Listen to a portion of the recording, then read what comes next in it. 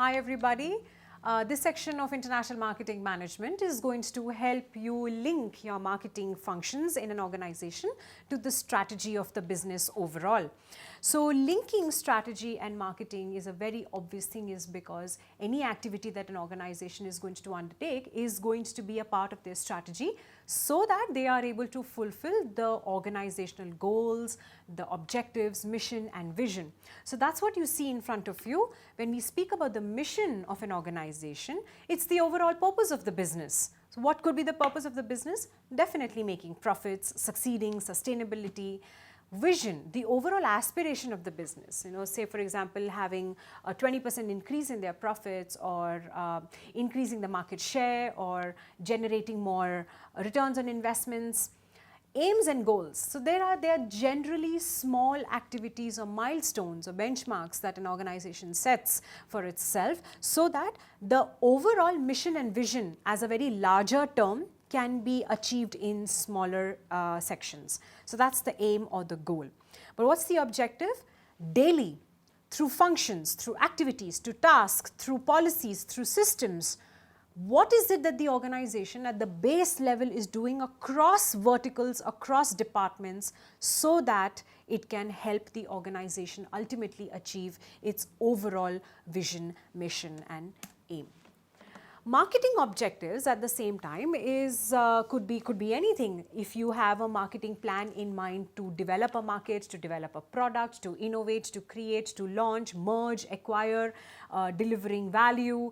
It could be for creating long-term growth, making sure that you have more brand loyalty.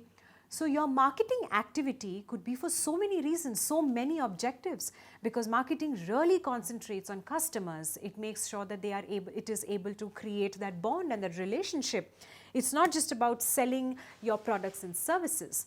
And when we speak about having so many objectives, it's not that a marketing plan only focuses on one objective at a given point of time. Since it's an integrated concept, since it is an integrated system, several objectives get interlinked and they are intertwined.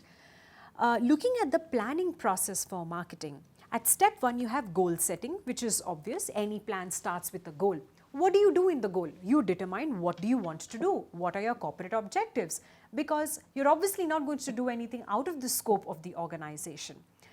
Next, you would analyze the current situation. Again, a very obvious step, because with the current analysis, you are more open to information and you have insights about things that are there in the market, so that you don't have to repeat them. You don't need to reinvent the wheel.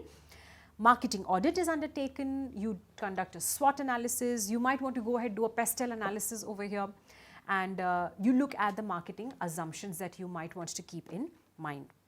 The third step is to create a strategy. So now that you have all your analysis in place, you have all your insights and data in place, a good marketing strategy, what does it really help you?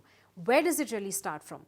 The strategy is going to start with creating a marketing objective. Why am I marketing? So go back to the previous slide.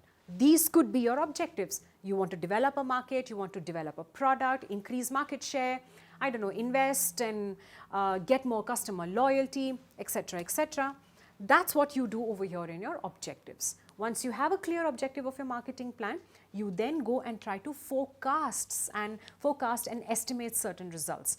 Because if you have a blueprint, then it becomes easier for you to achieve it in reality.